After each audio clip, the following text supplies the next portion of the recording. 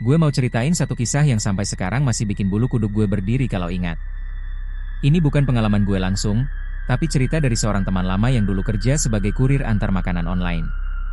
Dia cerita ini ke gue tengah malam, di warung kopi sepi, dengan suara pelan dan mata yang kelihatan capek, seolah masih kebayang kejadian itu. Katanya, sejak malam itu, dia nggak pernah mau lagi ngambil order di atas jam 12 malam. Waktu itu hujan rintik, jam di ponselnya nunjukin pukul 00.47. Kota udah mulai sepi, lampu jalan beberapa mati, dan sisa-sisa suara motor cuma sesekali lewat. Dia sebenarnya udah niat pulang, tapi tiba-tiba masuk satu pesanan. Jaraknya lumayan jauh, alamatnya di pinggiran kota, daerah perumahan lama yang banyak rumah kosong karena proyek mangkrak. Pesanannya simpel, nasi goreng spesial 2 porsi, pedas, tanpa acar. Yang bikin dia mikir, di catatan pembeli cuma ada satu kalimat, tolong antar sampai depan pintu. Jangan ditinggal di pagar. Awalnya dia mau nolak. Tapi entah kenapa, tangannya refleks nerima. Dia bilang ke gue, ada perasaan aneh waktu tombol, terima, itu kepencet, kayak bukan dia yang mutusin. Mesin motor dinyalain, jas hujan dipakai, lalu dia jalan menembus jalanan basah yang bau aspalnya nyengat. Sepanjang perjalanan, sinyal sering hilang. Maps muter-muter, ngarahin dia lewat jalan kecil yang jarang dilewatin orang. Lampu motor jadi satu-satunya penerang. Sampai akhirnya dia masuk ke komplek perumahan tua itu. Gerbangnya setengah berkarat, papan nama komplek udah pudar. Di dalam, rumah-rumah berdiri berjajar, tapi sebagian gelap total, beberapa tanpa pintu, ada yang jendelanya pecah. Angin malam masuk membawa suara dedaunan kering yang keseret di aspal. Alamat yang dituju ada di blok paling ujung. Semakin ke dalam, suasana makin sunyi. Dia bilang, bahkan suara jangkrik pun hampir nggak ada. Begitu sampai di depan rumah yang dimaksud, dia langsung ngerasa perutnya mules. Rumah itu lebih gelap dari yang lain. Cat temboknya kusam, halaman depannya penuh rumput liar setinggi lutut, dan pintunya tertutup rapat. Nggak ada lampu teras. Nggak ada tanda-tanda orang tinggal di situ. Dia berhentiin motor, matiin mesin, lalu berdiri beberapa detik buat nenangin diri. Dia ketok pagar besi kecil di depan rumah itu. Tok. Tok. Tok. Gak ada jawaban. Dia teriak pelan, manggil nama pemesan sesuai di aplikasi. Sunyi. Hanya angin yang jawab. Dia hampir mutusin buat ninggalin pesanan di pagar dan pergi, tapi dia ingat catatan tadi. Jangan ditinggal di pagar. Akhirnya dia nekat buka pagar yang bunyinya berdecit panjang, bikin jantungnya lompat. Dia jalan pelan ke teras, sepatu basahnya ninggalin jejak di lantai yang berdebu. Begitu dia mau ngetok pintu, tiba-tiba pintunya kebuka sendiri, pelan, seperti didorong dari dalam. Dia langsung mundur setengah langkah. Dari dalam rumah itu keluar bau apek bercampur bau tanah basah. Gelap di dalamnya tebal, kayak menelan cahaya lampu motor yang masih nyala di luar. Dari balik gelap itu, terdengar suara. Pelan. Serak. Mas, pesanannya. Suara itu bikin tengkuknya merinding. Dia jawab dengan suara gemetar, iya, ini pesanannya. Dia maju sedikit, ngasih kantong plastik ke arah pintu. Dari dalam, muncul tangan. Pucat. Kurus. Kukunya panjang dan agak kehitaman. Tangan itu nyenggol jari temannya waktu ngambil pesanan. Dia bilang ke gue, dinginnya bukan dingin biasa. Kayak nyentuh besi yang lama kena hujan malam. Begitu pesanan berpindah tangan, pintu langsung nutup dengan sendirinya. Gak ada suara langkah, gak ada ucapan terima kasih. Dia berdiri bengong beberapa detik, lalu buru-buru balik ke motor. Tapi sebelum sempat nyalain mesin, ponselnya bunyi. Notifikasi masuk. Pesanan selesai. Yang bikin dia kaget, kolom chat dari pembeli muncul satu pesan baru. Mas, jangan pulang dulu. Dia langsung merinding. Dia ngerasa jantungnya mau copot. Dia balas, nanya maksudnya apa. Pesan dibaca. Lalu muncul balasan yang bikin dia lemas, Mas kan belum nganter pesanan saya. Dia refleks nengok ke rumah itu lagi. Pintu masih tertutup rapat. Halaman tetap kosong. Dia mulai panik. Dia buka detail pesanan. Nama pemesan, foto profil, semua kelihatan normal. Tapi alamatnya tiba-tiba berubah sedikit. bukan yang barusan. Maps nunjukin titik lain, masih di komplek yang sama, tapi lebih ke dalam lagi, dekat bangunan yang kelihatannya kayak bekas rumah besar atau gudang. Dia mikir mungkin tadi salah rumah. Dengan tangan gemetar, dia nyalain motor lagi. Rasa takut udah campur sama rasa bersalah karena mungkin salah antar. Dia ngikutin maps, masuk ke jalan yang lebih sempit. Aspalnya retak, rumput tumbuh di tengah jalan. Ujung jalan itu gelap total, cuma ada satu bangunan besar dengan pagar besi tinggi yang setengah terbuka. Begitu dia berhenti di depan pagar itu, hawa di sekitarnya berubah. Lebih dingin. Lebih berat. Dia turun dari motor, ngelihat ke dalam. Bangunan itu gelap, tapi dari lantai 2 ada satu jendela yang redup nyala, kayak lilin atau lampu kecil. Dia mau muter balik. Sumpah. Tapi ponselnya bunyi lagi. Pesan masuk. Mas sudah sampai ya? Masuk saja. Pintunya terbuka. Tangannya gemetar sampai hampir jatuhin ponsel. Dia ngelirik pintu pagar yang memang sedikit kebuka. Dia bilang ke gue, di kepalanya cuma ada satu pikiran. Kalau dia nggak nyelesain ini, mungkin dia nggak bakal bisa pergi dengan tenang. Dengan langkah berat, dia dorong pagar itu. Bunyi besinya nyeret panjang, nyaring di tengah sepi. Dia jalan masuk ke halaman yang penuh kerikil. Setiap langkah bunyinya keras. Pintu utama bangunan itu setengah terbuka, persis kayak dicat. Dia berdiri di depan pintu itu lama. Napasnya berat. Jantungnya nggak berhenti ngebut. Akhirnya dia kumpulin keberanian, dorong pintu itu perlahan. Begitu pintu kebuka, bau yang keluar bikin dia hampir muntah. Bau lembab, bau kayu lapuk, dan sesuatu yang amis, kayak bau besi berkarat bercampur darah kering. Di dalam gelap. Tapi dari lantai 2 ada cahaya kecil yang sama kayak dari luar. Dia melangkah masuk, dan pintu di belakangnya tiba-tiba nutup sendiri dengan bunyi, brak keras, bikin dia terlonjak. Dia berdiri kaku. Dalam hati dia teriak pengen kabur. Tapi dari atas tangga terdengar suara langkah. Pelan. Diseret. Dan suara yang sama seperti sebelumnya terdengar lagi, kali ini lebih dekat, lebih jelas, dan lebih dingin. Mas, kenapa lama sekali? Dan saat dia mendongak ke arah tangga itu, dia akhirnya melihat sosok yang selama ini cuma dia dengar suaranya, berdiri di ujung anak tangga dengan tubuh membungkuk dan wajah yang hampir tak berbentuk jelas karena tertutup bayangan. Sementara tangannya yang pucat perlahan menunjuk ke arah dia, seolah menyuruh dia naik mendekat, dan di detik itulah dia sadar bahwa mungkin sejak awal, pesanan ini memang bukan untuk makanan, tapi untuk dirinya sendiri. Dia bilang ke gue, kakinya rasanya kayak ditanam di lantai. Mau lari, tapi tubuhnya gak nurut. Sosok di tangga itu mulai turun satu anak tangga demi satu. Setiap langkahnya bunyinya aneh, bukan kayak kaki manusia normal, lebih kayak tulang yang dipaksa gesek sama kayu. Cahaya redup dari lantai 2 bikin bayangannya memanjang sampai hampir nyentuh ujung sepatu temen gue. Dia mundur pelan. Punggungnya nabrak meja kayu tua di ruang depan. Tangannya nyenggol sesuatu yang jatuh ke lantai. Waktu dia nengok ke bawah, napasnya hampir berhenti. Itu foto. Foto lama. Hitam putih. Ada beberapa orang berdiri di depan bangunan ini, tapi wajah mereka kosong. Kayak sengaja dikaburin. Yang bikin dia makin lemas, di salah satu foto itu ada seorang kurir motor, pakai jaket yang mirip banget sama jaket yang dia pakai sekarang. Dia angkat kepala lagi. Sosok itu sekarang udah di setengah tangga. Wajahnya mulai kelihatan. Kulitnya kusam, ketarik ke bawah, matanya cekung, tapi bola matanya putih semua tanpa pupil. Mulutnya ketarik senyum yang terlalu lebar, nggak wajar. Maskan yang dipilih malam ini, katanya dengan suara yang kayak datang dari dalam sumur. Temen gue teriak, refleks. Dia dorong meja kayu itu ke depan, berharap bisa ngehalangin. Meja itu nabrak anak tangga, bunyinya keras, tapi sosok itu nggak berhenti. Dia cuma miringin kepala, terus turun lebih cepat. Temen gue langsung muter badan, nyari jalan keluar. Dia lari ke arah pintu, tapi waktu dia narik gagangnya, pintunya nggak mau kebuka. Dia gedor-gedor sambil teriak minta tolong. Suaranya mental balik ke dalam ruangan, seolah rumah itu nutup rapat semua suara. Langkah di belakangnya makin dekat. Dia bisa ngerasain hawa dingin di tengkuknya. Dengan putus asa, dia nengok kanan kiri dan lihat satu pintu kecil di samping tangga, mungkin bekas gudang atau dapur lama. Tanpa mikir panjang, Dia lari masuk dan banting pintunya. Ruangan itu sempit, bau busuknya lebih parah. Ada rak kayu reot dan lantai penuh noda gelap. Dia sandarin badan ke pintu, nahan napas.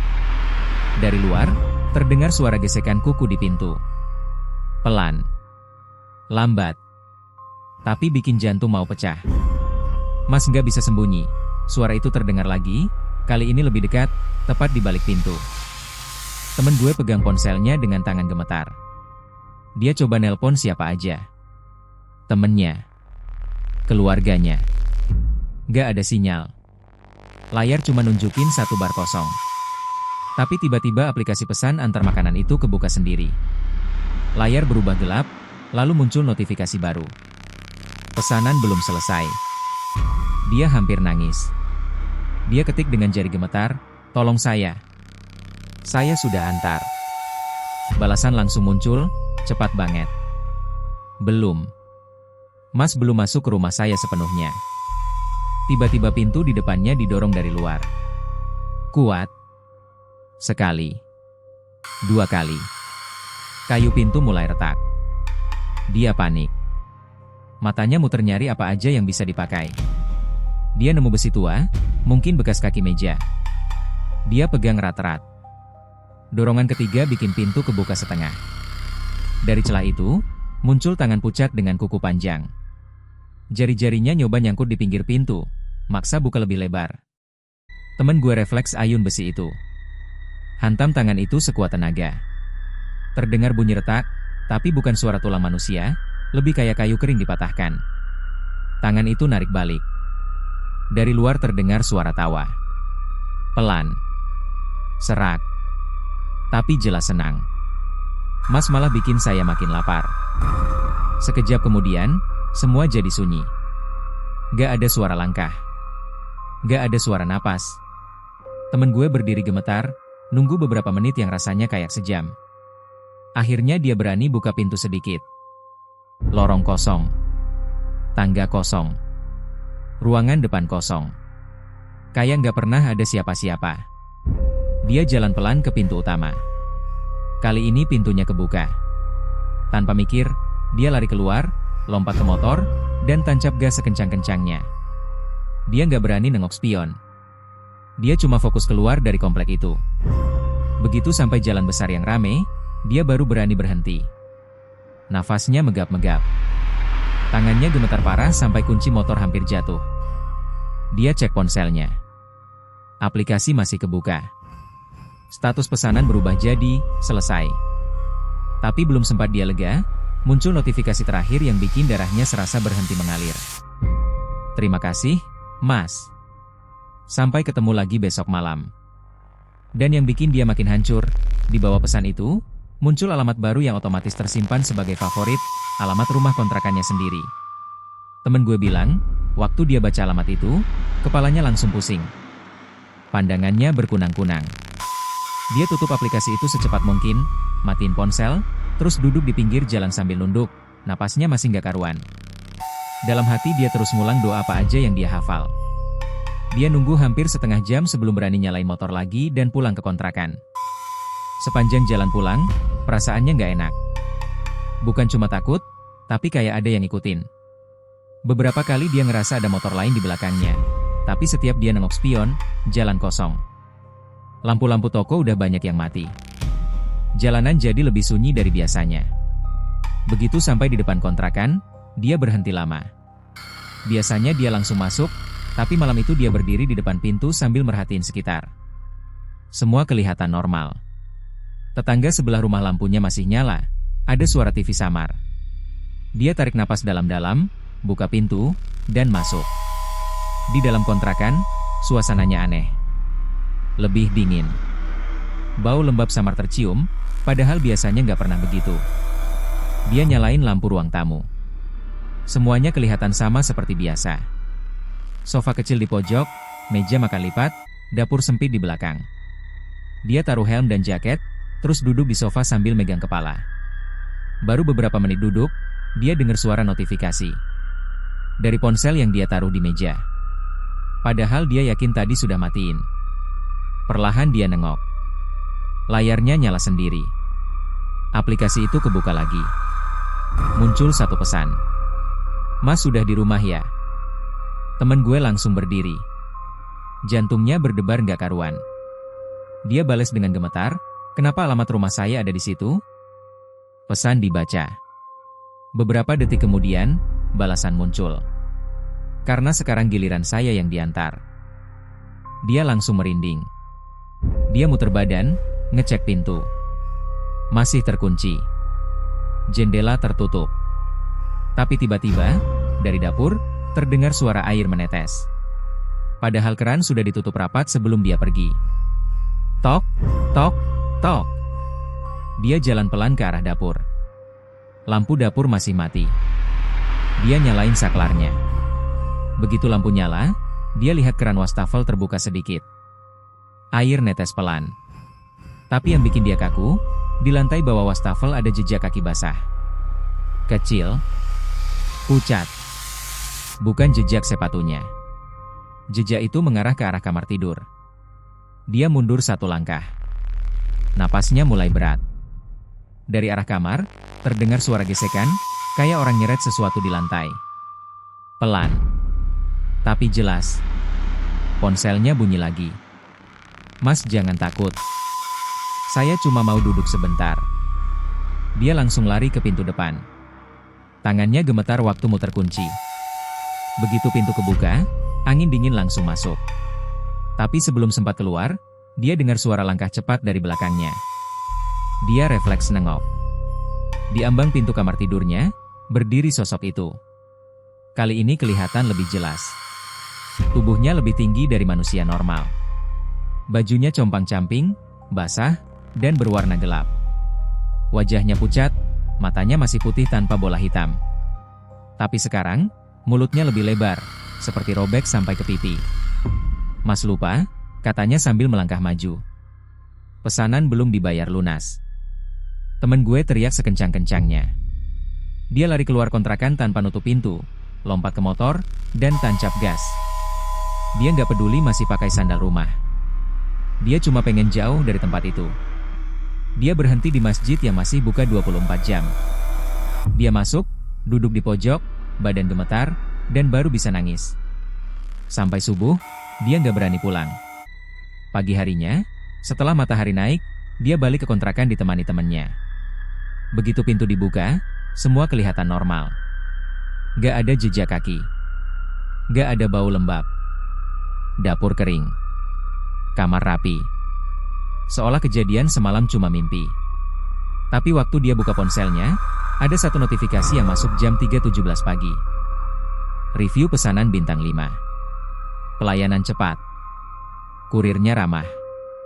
Akan pesan lagi. Dan di bawah review itu, ada foto kecil yang otomatis terunggah. Foto dari kamera depan ponselnya sendiri.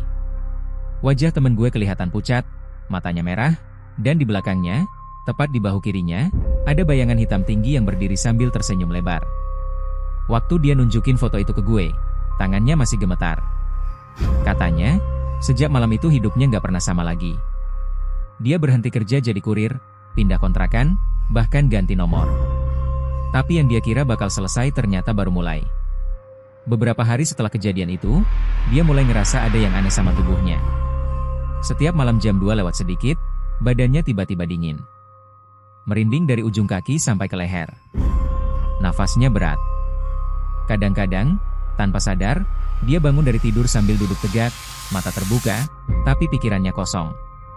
Di ponselnya, selalu ada notifikasi baru dari aplikasi itu, padahal dia sudah hapus dan uninstall berkali-kali.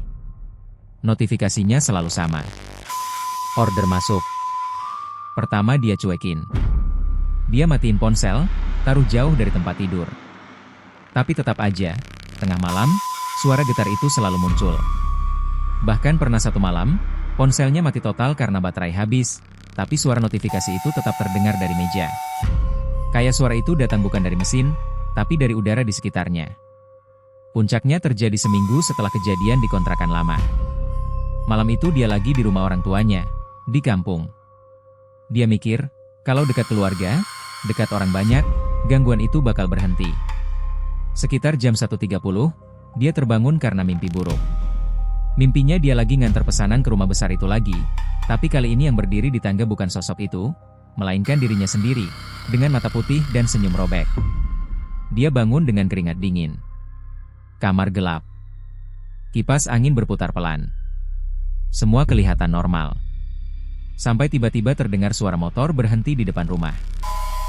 Suara standar motor diturunin. Dia langsung duduk. Jantungnya berdebar. Di kampung itu jarang ada orang keluar malam, apalagi jam segitu. Dia pelan-pelan ngintip lewat jendela. Di bawah lampu teras yang redup, berdiri seorang kurir motor. Pakai jaket hitam, helm masih terpasang. Kurir itu berdiri lama. Nggak ngetuk. Nggak manggil. Cuma berdiri ngadep pintu. Beberapa detik kemudian, ponsel temen gue bunyi. Notifikasi baru. Pesanan sudah sampai. Silakan terima di depan pintu. Temen gue gemetar. Dia ngerasa kaki dan tangannya dingin. Dia coba bangunin orang tuanya, tapi suaranya nggak keluar. Mulutnya kayak terkunci. Tiba-tiba terdengar ketukan. Tok, tok, tok. Pelan. Teratur. Kayak orang yang sabar nunggu dibukain pintu. Ibunya dari kamar sebelah bangun dan buka pintu kamar. Kamu dengar itu? Tanya ibunya dengan suara pelan. Dia cuma bisa ngangguk. Mukanya pucat. Ibunya jalan ke ruang depan. Dia mau ngejar, tapi kakinya lemas. Ibunya buka pintu depan. Dan temen gue teriak sekeras-kerasnya waktu dia lihat dari jauh. Yang berdiri di depan pintu bukan orang. Itu sosok yang sama. Tinggi. Pucat. Matanya putih. Mulutnya robek lebar. Tapi sekarang dia pakai jaket kurir. Helm masih nempel di kepalanya, tapi dari balik kaca helm, kelihatan senyum yang gak manusiawi. Ibunya kaget dan langsung nutup pintu sambil baca doa keras-keras. Sosok itu gak marah. Dia cuma berdiri di depan pintu sambil ketawa pelan. Pesanan harus diterima, katanya dari luar, suaranya tembus sampai ke dalam rumah. Lampu rumah tiba-tiba kedap-kedip. Angin dingin masuk dari celah jendela. Bau lembab itu datang lagi. Temen gue ngerasa dadanya sesak. Dia jatuh berlutut. Di kepalanya cuma ada satu pikiran. Kalau pintu itu kebuka lagi, mungkin kali ini dia nggak bakal bisa kabur. Dan tepat saat ibunya hampir kehabisan tenaga menahan pintu, dari arah ruang tamu terdengar suara lain. Suara notifikasi dari ponsel ayahnya yang tergeletak di meja, berbunyi sendiri, padahal ayahnya sedang tidur. Layar ponsel itu nyala, dan di atas meja, muncul tulisan yang bikin mereka semua membeku di tempat. Pesanan dialihkan. Kurir berikutnya sedang dalam perjalanan. Dan saat mereka nengok keluar jendela, mereka melihat di ujung jalan kampung, satu persatu lampu motor mulai menyala, berjejer, mendekat perlahan ke arah rumah mereka, seolah bukan cuma satu yang datang malam itu.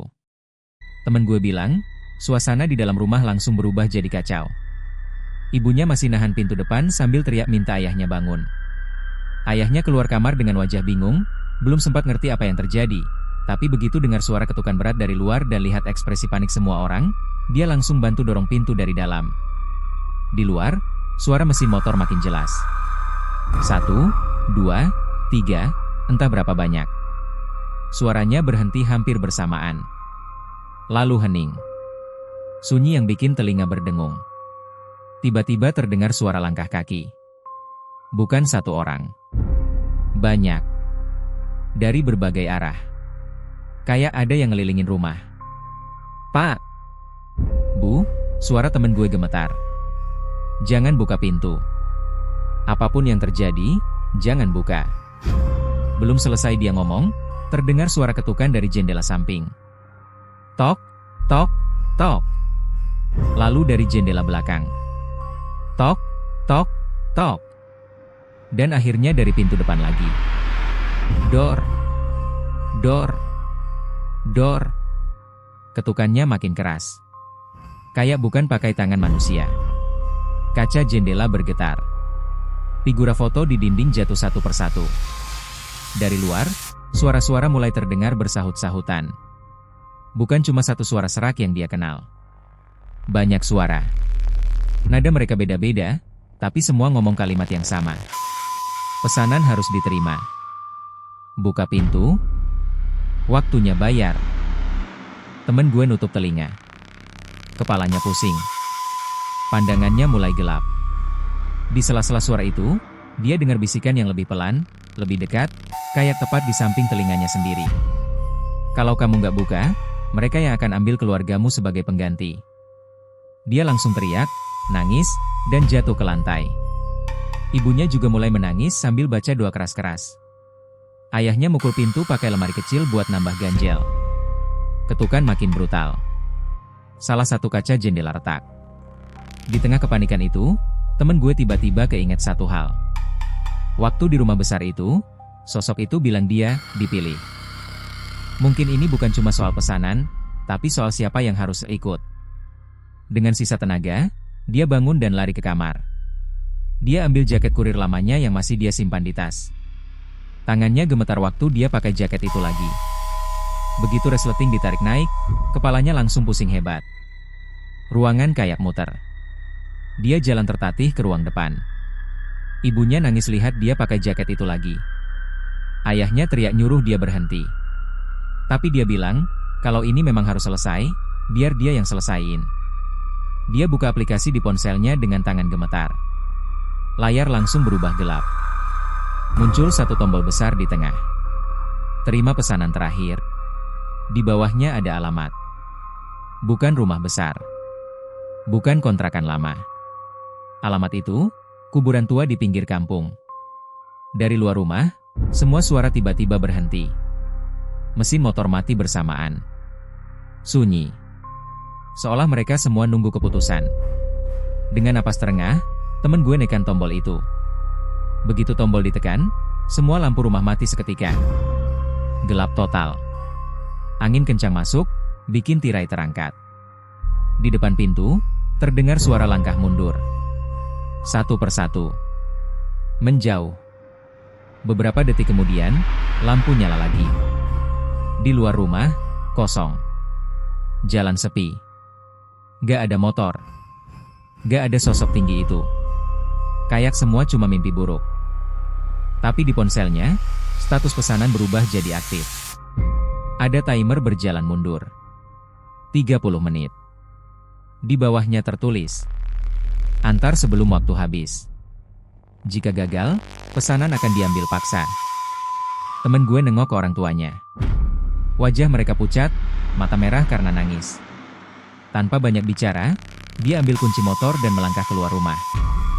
Dia bilang ke gue, waktu itu dia yakin satu hal. Dia mungkin masih bisa nyelamatin keluarganya. Tapi belum tentu bisa nyelamatin dirinya sendiri. Dan malam itu, dia melaju sendirian menuju kuburan tua, dengan timer terus berjalan di layar ponselnya. Sementara dari spion motor, dia mulai lihat satu persatu bayangan hitam muncul di jalan belakangnya, ngikutin perlahan. Dia cerita, jalan menuju kuburan tua itu terasa lebih panjang dari biasanya. Padahal jaraknya cuma sekitar 10 menit dari rumah. Tapi malam itu, rasanya kayak masuk ke lorong yang gak ada ujungnya. Timer di ponselnya terus jalan.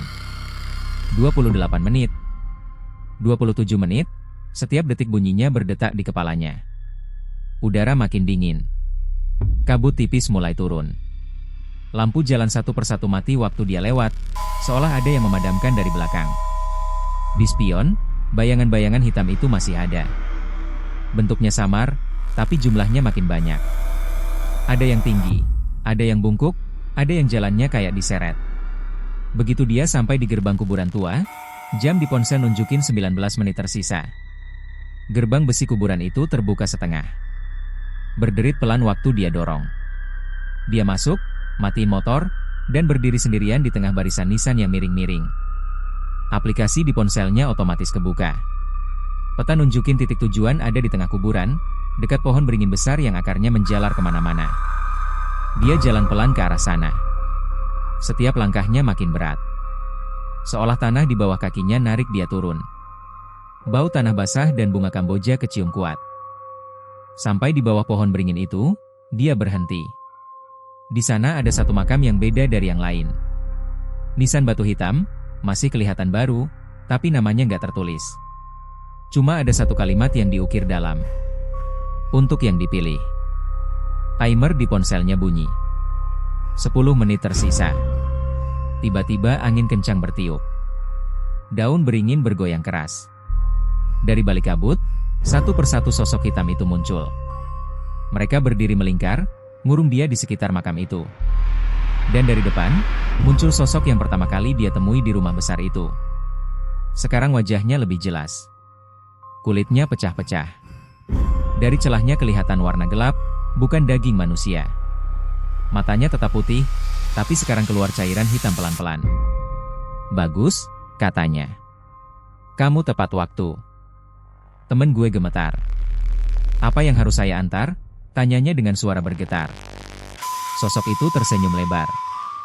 Dia nunjuk ke arah dada temen gue. "Dirimu yang lama." Tiba-tiba kepala temen gue terasa sakit luar biasa. Dia jatuh berlutut. Di depannya, muncul bayangan dirinya sendiri. Tapi versi lain. Wajahnya pucat, matanya kosong, senyumnya tipis. Bayangan itu berdiri perlahan. Sosok tinggi itu melanjutkan, "Kamu sudah masuk ke jalur kami sejak menerima pesanan pertama. Sekarang tinggal satu langkah lagi. Tinggalkan tubuh ini. Jadi kurir seperti kami. Antar jiwa-jiwa yang tersesat." Timer berbunyi lagi. 3 menit tersisa. Bayangan dirinya melangkah mendekat. Setiap langkahnya bikin kepala temen gue makin sakit. Dia teriak, nangis, nahan kepalanya sendiri. Dia teringat wajah ibunya. Ayahnya. Rumah kecil di kampung. Tangis ibunya waktu dia pakai jaket kurir tadi. Dengan sisa tenaga, dia buka jaket kurir itu dan lempar ke tanah. "Kalau ini syaratnya, saya nggak mau," teriaknya. Sosok tinggi itu berhenti tersenyum. Wajahnya berubah marah. Semua sosok hitam di sekeliling ikut bergerak mendekat. "Waktu hampir habis," katanya dingin. Timer nunjukin 10 detik. Bayangan dirinya mengulurkan tangan. 9, 8, 7. Tiba-tiba dari kejauhan terdengar suara adzan subuh. Pelan, tapi jelas. Menembus kabut. 6, 5. Sosok-sosok hitam itu mulai gelisah. Beberapa mundur. 4, 3. Bayangan dirinya berhenti melangkah. Wajahnya terlihat ragu. 2, 1. Timer habis. Ponselnya mati seketika. Layar gelap. Angin berhenti. Kabut perlahan menghilang. Sosok tinggi itu mengeluarkan suara jeritan marah yang panjang, lalu tubuhnya mulai hancur jadi asap hitam dan terseret angin. Satu persatu sosok hitam lain juga menghilang. Temen gue jatuh terduduk di tanah, napasnya terengah-engah. Di depan dia, makam hitam itu retak, lalu runtuh pelan-pelan, menyisakan tanah kosong. Dia pikir semuanya sudah selesai. Sampai dia ngerasa ada sesuatu di saku jaketnya yang tadi dia lempar. Dia ambil. Itu ponselnya. Layarnya tiba-tiba nyala sendiri. Muncul satu notifikasi terakhir. Pesanan dibatalkan. Status, kurir cadangan aktif. Dan di bawah tulisan itu, muncul peta baru, dengan satu titik merah yang berkedip-kedip, tepat di lokasi tempat dia duduk sekarang. Dan dari bawah tanah, tepat di bawah kakinya, terdengar suara ketukan pelan. Tok! Tok! Tok! Temen gue bilang, suara ketukan dari bawah tanah itu bukan cuma sekali.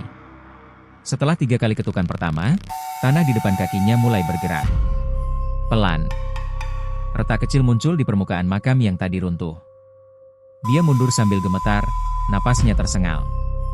Dalam hati dia yakin, kalau sesuatu itu keluar, kali ini dia benar-benar nggak akan bisa kabur. Dia berdiri terpaku beberapa detik, lalu tanpa pikir panjang dia lari. Lari sekencang-kencangnya keluar dari kuburan. Dia nggak nengok ke belakang. Dia nggak peduli jatuh terpeleset di tanah basah. Yang penting jauh dari tempat itu. Begitu dia sampai gerbang kuburan, dia jatuh berlutut, muntah, dan nangis sekaligus. Waktu dia nengok ke belakang, gerbang kuburan sudah tertutup rapat. Sunyi. Gak ada kabut. Gak ada bayangan. Seolah semua yang terjadi barusan cuma halusinasi. Dia pulang ke rumah orang tuanya pagi itu dalam kondisi lemas. Badannya panas dingin selama 2 hari. Demam tinggi. ngigau tiap tidur. Dalam mimpinya, dia masih lihat jalan gelap, rumah besar, dan sosok-sosok kurir yang berdiri di pinggir jalan sambil nunggu dia lewat. Setelah kejadian itu, dia benar-benar ninggalin dunia kurir. Dia bakar jaket lamanya di halaman rumah. Dia ganti nomor, hapus semua akun, bahkan ganti ponsel. Dia pindah kota beberapa bulan kemudian, nyari hidup baru. Tapi sebelum pindah, dia sempat balik sekali ke kuburan tua itu, siang hari, bareng beberapa warga. Dia pengen buktiin semuanya cuma ilusi. Tapi waktu sampai di bawah pohon beringin itu, dia menemukan sesuatu yang bikin lututnya lemas. Di tanah kosong tempat makam hitam itu tadi, sekarang ada satu nisan kecil baru. Batu putih sederhana.